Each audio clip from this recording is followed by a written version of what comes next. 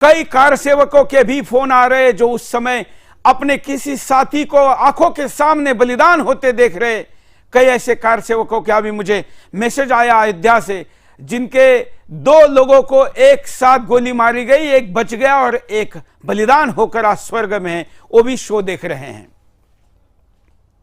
जी 30 अक्टूबर 1990 ये वो दिन है, ये वो तारीख है जो हिंदुओं को कभी नहीं भूलनी चाहिए। सारा मीडिया भले ये नहीं दिखा रहा है, आज हम 30 अक्टूबर 1990 की पूर्व संध्या पर सुदर्शन परिवार उन बलिदानी कार सेवकों को नमन बंधन करता है, जिनके बलिदान पर, जिनकी लाश पर, जिनके शवों पर आज अयोध्या का श्री राम मंदिर का निर्माण पूर्ण हो रहा है।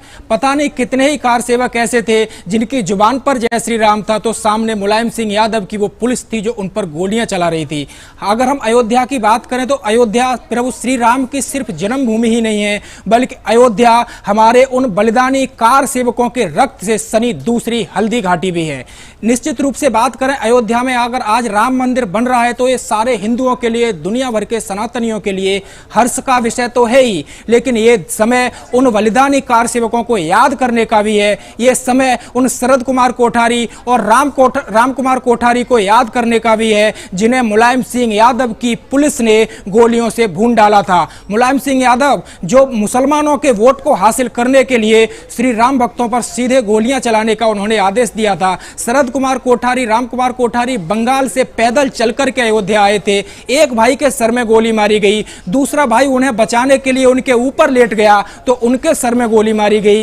एक राजस्थान से एक कार सेवक आया था जिसका नाम सीताराम था, या पता नहीं वो क्या कर रहा था, उसके सर में पुलिस ने 7 गोलियां मारी मुलायम सिंह यादव के आदेश पर। और जब उसको गोलियां मारी गई तो उसने अपने खून से जमीन पर सीताराम लिखा था। उस समय के अखबारों ने यह छापा था कि पता नहीं उसका नाम सीताराम है या वो है अंतिम समय में प्रभु श्री राम को याद कर रहा था। ऐसे तमाम कार सेवक हैं जिन्होंने अयोध्या के श्री राम मंदिर के जो है निर्माण के लिए अपने जो उनका बलिदान दिया। आज जब 33 वर्ष उस बीभत्स गोली कांड को पूर्ण हो रहे हैं तो हमें उन कार सेवकों को याद करना चाहिए, लेकिन इसके साथ ही उस सेक्युलर सत्ताधीश को भी याद करना चाहिए जिसने सत्ता के मद में चूर होकर उन प्रभु श्री राम के भक्तों को गोलियों से भून डाला था। जो प्रभु श्री राम भारतवर्ष की पहचान है, जो प्रभु श्री राम हिंदुओं की आन बान और शान है। लेकिन विडंबना देखिए, काफी सारे ऐसे दृश्य आते हैं। गोधरा का दंगा तो याद कर लिया जाता है, जबकि उससे पहले भी श्री राम से के भक्तों को जिंदा जला दिया गया था।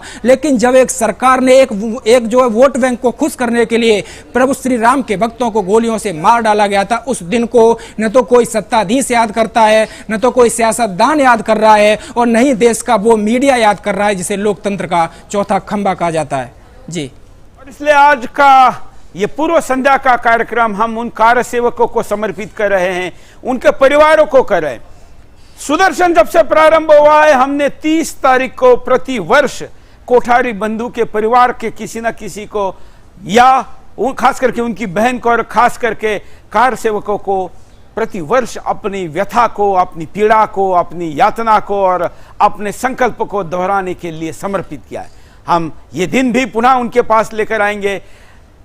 ऐसे में हम आपको अपील करते हैं कि 90 की कार सेवा में जिस हत्याकांड की हम बात करें, नरसंहार की बात करें, अगर आप कार सेवक थे या आपका कोई परिचित कार सेवक था तो हमको संपर्क करिए। हमारे फोन नंबर, हमारे व्हाट्सएप नंबर भी स्क्रीन पर चलवा रहे हैं हम, ताकि आपकी व्यथा, आपकी आंखों देखी, आपने उस समय क्या देखा, क्या अनुभव किया, उसको आप शब्द दे सके।